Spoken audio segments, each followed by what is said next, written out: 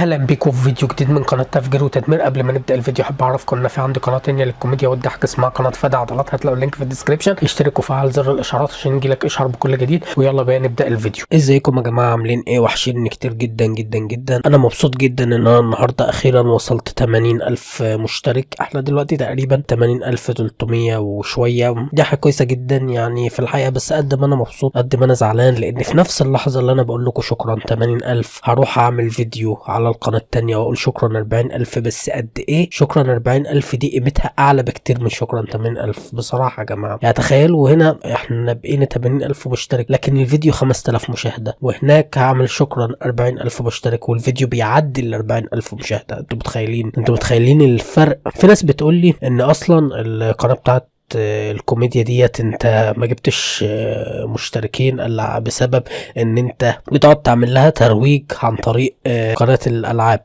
هقول لك حتى لو افترضنا ان المشتركين اللي هناك اغلبهم جايين من قناة الالعاب، فانا برضو نجحت في حاجة مهمة قوي، وهي نقل المشتركين للقناة التانية، وبالتالي بدأوا يتفاعلوا مع القناة التانية اللي هم لو كانوا موجودين في قناة الالعاب ما كانوش هيتفاعلوا. انتوا فاهمين قصدي؟ انا نقلتهم بس هل نفس التفاعل؟ مش نفس التفاعل. يبقى اتنقلوا بس اتنقلوا واتفاعلوا، وبالتالي بقوا بيشوفوا الفيديوهات اللي بيتبسطوا منها. انتوا فاهمين قصدي؟ يعني بدل ما هم مش حابين الالعاب نقلتهم لقناة تانية بقوا حابين المحتوى بتاعها، فدي تفرق كتير. فهي الفكرة مش امتى كنا نقول ملهاش لازمة او ما هياش حاجة حلوة، لو مجرد اتنقلوا وهناك برضو الفيديو بيجيب 5000 مشاهدة ساعتها مش هنكون حققنا اي انجاز. انتوا فاهمين قصدي؟ بس برضو اللي انا متأكد منه ان مش كل الناس اللي في قناة الالعاب هم اللي هناك، لا جزء منهم بس، ان القناة التانية في عليها نسبة كبيرة من الناس مش مهتمين بالالعاب يعني وكده. فمش المهم يا جماعة، يعني برضو خطوة كويسة جدا الوصول ل80,000 ده، مش حاجة وحشة. بس في الحقيقة يا جماعة انا بدأت اقعد مع نفسي كده وبدأت ادرك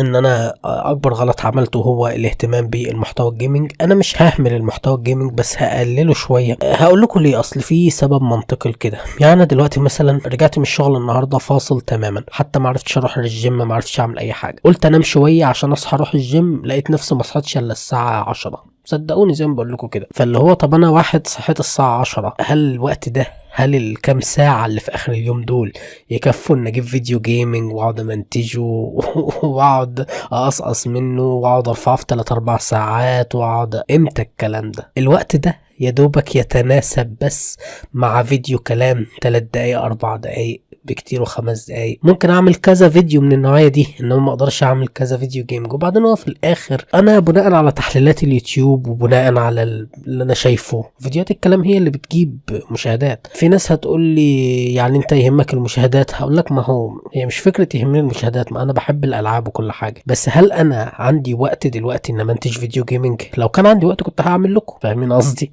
بس فين الوقت؟ فهو غصب عني. انا مش معقول يعني هقعد كل يوم ما الاقيش وقت افنتج فيديوهات جيمنج، او ما اقعد بالاسبوع مثلا ما اعملهاش فيديوهات. لا يعني الكلام ده مش منطقي. يعني اعمل اللي الحق اعمله، فاللي الحق اعمله مثلا هو الفيديوهات البسيطه الحلوه دي، وفي ناس كتير بتحبها صدقوني. حتى الناس اللي مش مهتميه او بالالعاب بيحبوا يتفرجوا عليها في فيديوهات الكلام.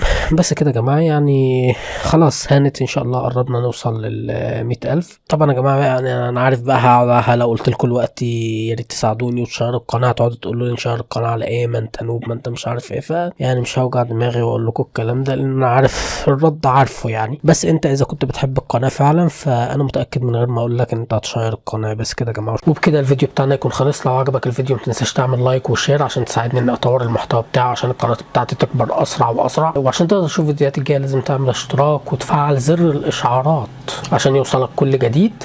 وشكرا جدا ليكم، والى لقاء اخر في فيديو جديد.